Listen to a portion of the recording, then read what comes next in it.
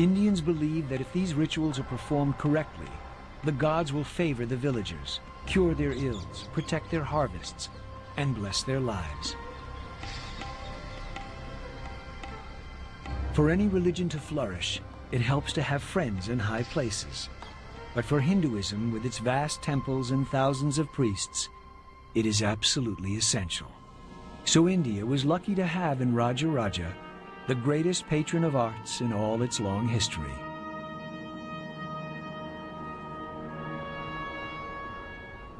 And this is where he started, with this great temple at Tanjore. When it was finished 1,000 years ago, it was the most amazing building in India, more than 10 times taller than anything built before it. And it's not only huge, but it's all made of granite, one of the hardest stones in the world. The personality of Raja Raja is stamped all over this building. The most successful king the South ever produced had to build the greatest temple ever seen.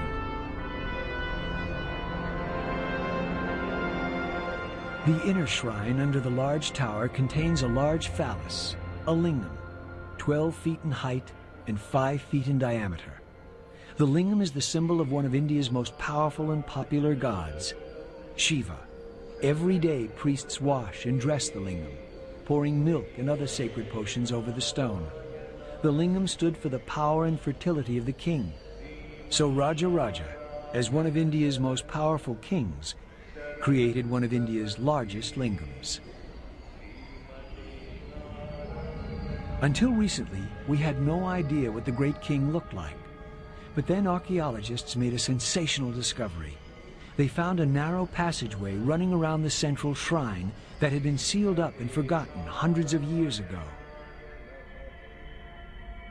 When the excavators peered in, they found its walls covered with unique paintings from the time of Raja Raja the Great.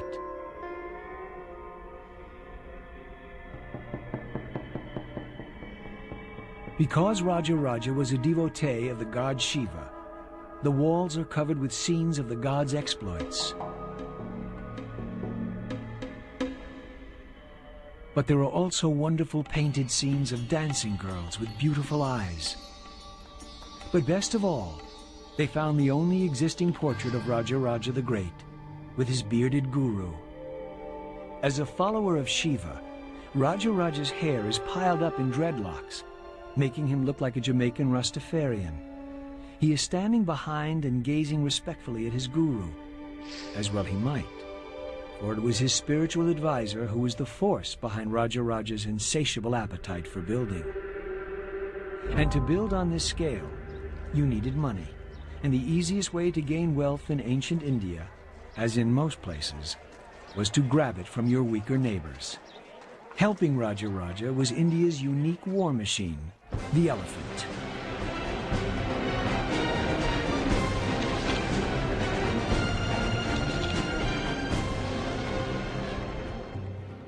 Here in the jungles of southern India, Raja Raja's men searched for wild elephants.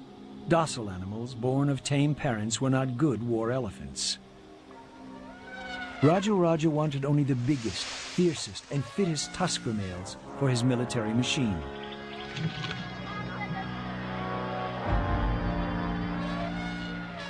A stockade was constructed by up to 1,000 elephant trainers, or mahouts. They would then drive the herd into a funnel that led into the stockade.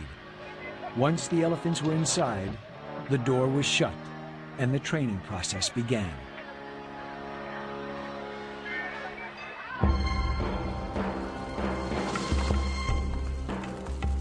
As recently as the 1960s, great elephants were taken from these foothills, using the same methods as in Raja Raja's day.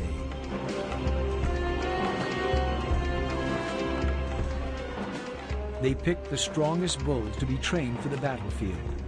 The rest would become working elephants, used for Raja Raja's construction projects.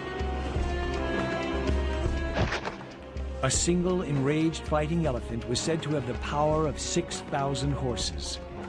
So how did the mahouts control this power and make sure their elephants were ready to fight? It was simple. They got the elephants drunk. Before a battle, the war elephants were made to drink arak, fermented rice liquor. As in humans, It made the elephants ready to brawl.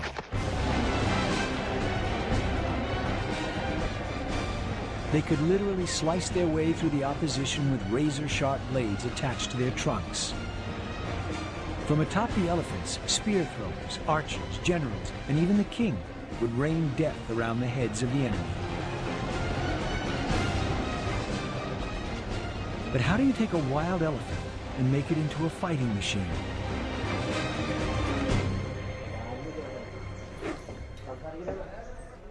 By the skills of the mahouts, the legendary elephant trainers of India.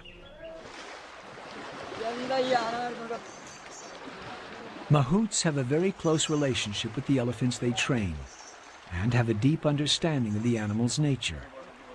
As young boys, mahouts begin to learn the ancient traditions and secrets that will enable them to communicate with elephants by using gentle pressure of their feet and by the sound of their voice.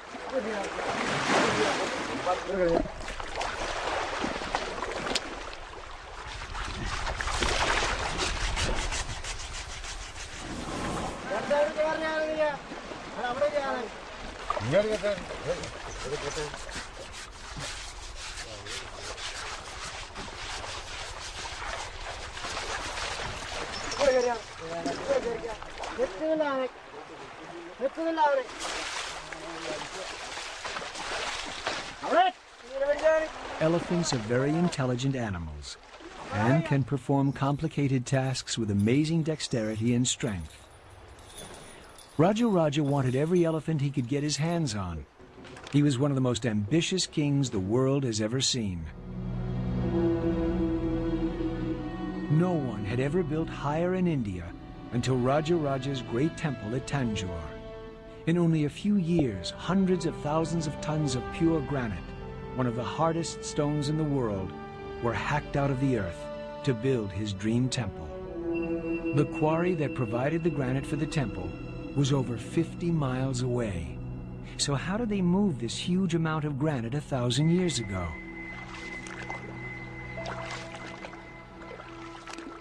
They used these ancient boats whose design has not changed over the centuries. From Bronze Age Ireland to modern Tibet, the coracle is mankind's favorite boat.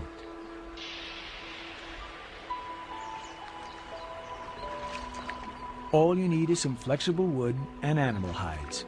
In some parts of India, the coracle is still used to ferry people and their possessions, goats, and the occasional motorbike across rivers. But a coracle could only move blocks weighing a few tons, sufficient for much of Tanjore, but no use at all for this, the huge capstone on top of the temple. It consists of 2 massive blocks of granite, each weighing 40 tons. How on earth did you get a 40-ton block of granite hundreds of feet in the air in 1010 AD? It's a mystery that has baffled historians for years.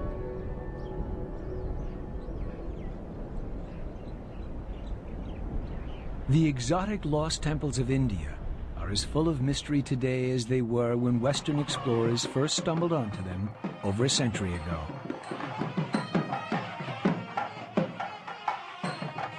Someone who's given considerable thought to the mystery of how ancient Indians raised massive blocks of granite to the tops of temples is the present Prince of Tanjore. He's fascinated by the achievements of India's greatest king, Raja the Great. He told us of a legend passed down from generation to generation in his family that might provide a solution to the mystery of the giant capstone. He directed us to the area of the town where family tradition spoke of the remains of an ancient ramp. After searching the area, we found what clearly looks like an ancient ramp, with a gentle 6-degree slope pointing towards Tanjore Temple, which stands just over a mile from this spot. A ramp from here, with this gentle slope, would exactly intersect the top of the Tanjore Shrine, 216 feet in the air. What's more, the ramp is exactly where you might expect to find it. Most Hindu temples face east to meet the rising sun, and it is to the east that all the smaller buildings are constructed. So the only direction to build an enormous ramp is from the west. And that's just where we found our ramp. So the evidence points clearly to this being the remains of the ramp used to get the 40-ton blocks to the top of the temple. But how did Raja move 40 tons of solid granite up a mile-long ramp 1,000 years ago? Elephants. After all, he had tens of thousands of them in his army. But no one has used elephants to move blocks of this size in living memory. So we decided to try an experiment. We ordered a block of granite to be delivered to a slope identical to the ramp we had discovered at Tanjore.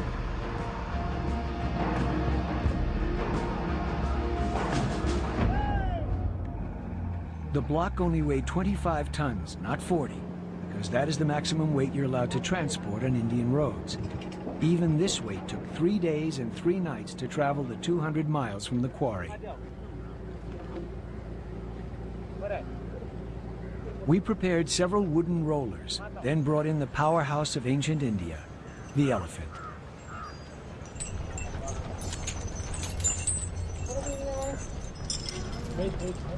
The elephants moved into position to both push and pull the block.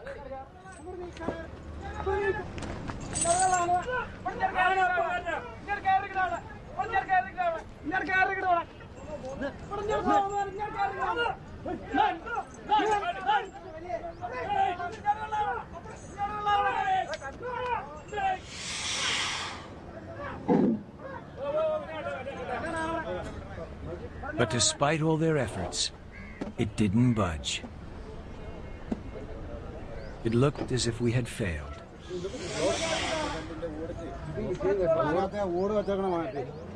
But one of the men who was handling the elephants noticed that one of the logs wasn't completely round.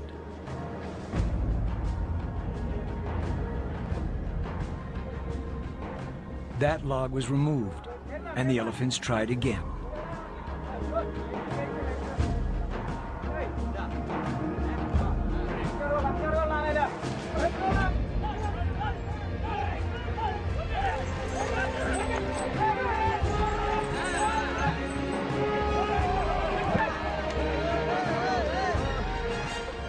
Success.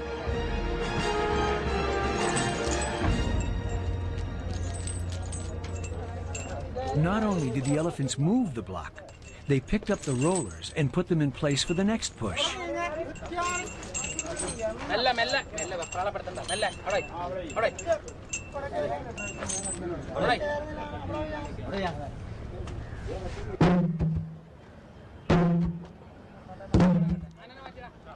Our experiment showed how it was possible for Raja and his architects to move giant stones to the summit of his temple. But how did they cut the stones in the first place? Remember, this temple is built almost entirely of granite, one of the world's hardest stones. How did Raja's workers 1,000 years ago shape and carve this immensely hard stone using only primitive tools?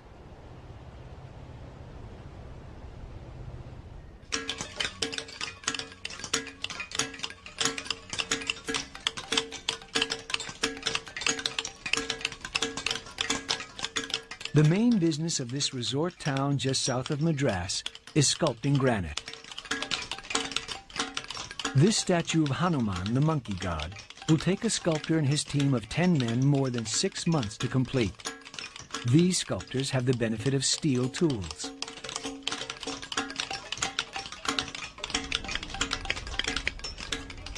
In the 9th century, the only tools available were made of soft iron. It would have taken many years for a statue like this to be carved. So this carved rock face must have taken decades.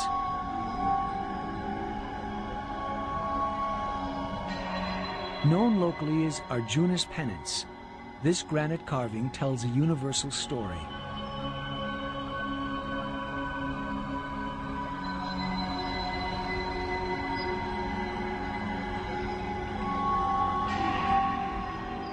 See this holy man standing in the burning sun on one leg, with his hands in the air performing a penance?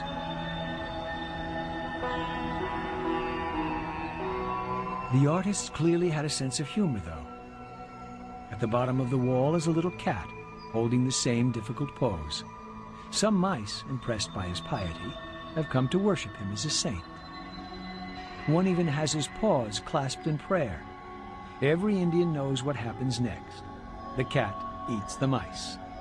The sculptor is warning of the dangers of false prophets.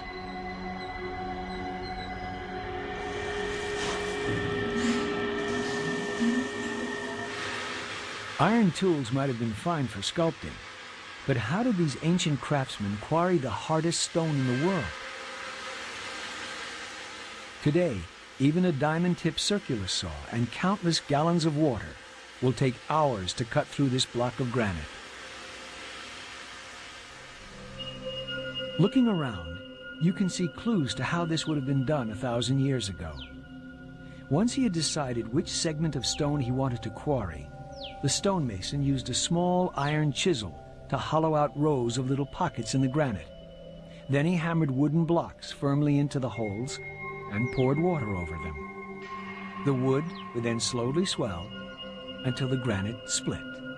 That's how Raja Raja quarried stone for his temples.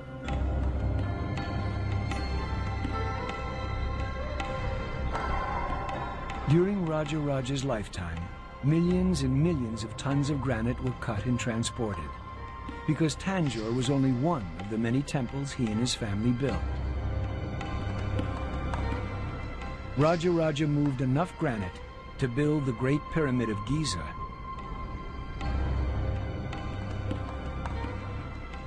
What was the driving force behind this building frenzy? Religion. You see, as a king, Raja Raja was in a terrible bind. On the one hand, his religion told him not to kill, but on the other, as a successful king, he was supposed to make war on his neighbors, and so he was responsible for the death of hundreds of thousands of his enemies.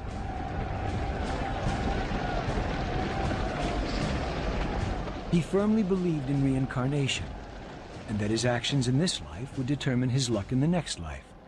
So given the blood on his hands, he might come back as a worm, or even worse.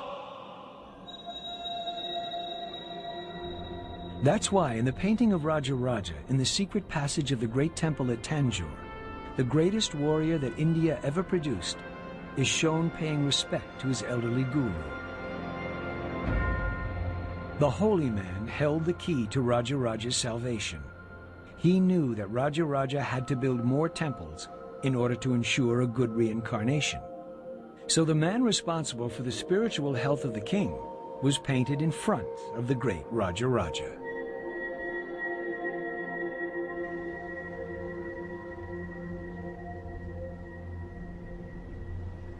Even for a king as rich as Raja Raja the Great, building a new temple was an expensive operation. It wasn't just the building, it was the upkeep. An Indian temple employs thousands of people.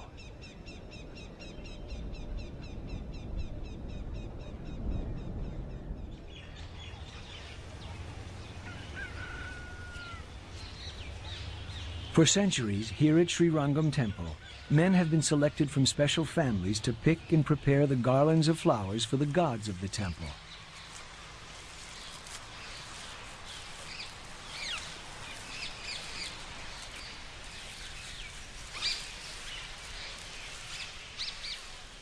"58-year-old Ramanuja can never marry and must maintain a vow of silence as he prepares garlands for the gods. Every day he rises before dawn to start picking the many sacred flowers. String is strictly forbidden, so he uses fiber from dried banana trees to tie the garlands together. Up to 40 garlands a day for 20 gods and saints are produced in this little room, which no one except Ramanuja and the other garland makers can enter.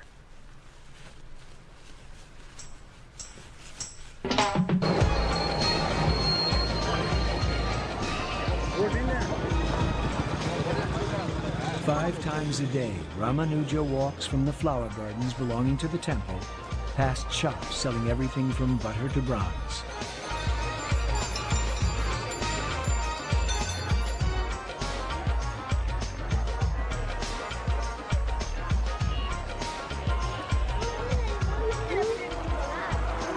It's a huge, bustling city of 50,000 people, and all of them depend on the temple for their livelihood. Ramanuja is part of a team of several hundred people who maintain the temple and its rituals. And in Rajaraja's day, the king paid for the whole thing.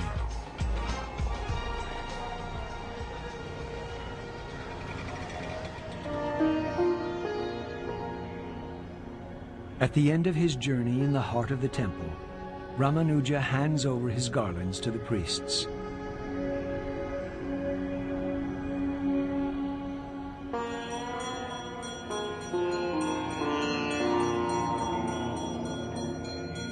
So that the many gods of India can be properly cared for. In his lifetime, Rajaraja's great temple at Tanjore was a hive of activity. A temple this big needs hundreds of people to run it. Inscriptions tell us that over 4,000 cows, 7,000 sheep, and 30 buffalo were needed to supply the butter for the hundreds of lamps that lit the temple. It must have been a blazingly bright place. And all this was to light only one temple. Rajaraja provided for hundreds of temples that he created, spending fabulous sums of money to ensure that he kept his karma in good standing. Because of his generosity, Rajaraja hoped the gods would overlook his many transgressions and be persuaded to reincarnate him in his next life as something a little better than a worm. This religious devotion led to an event that radically changed the entire course of all human history.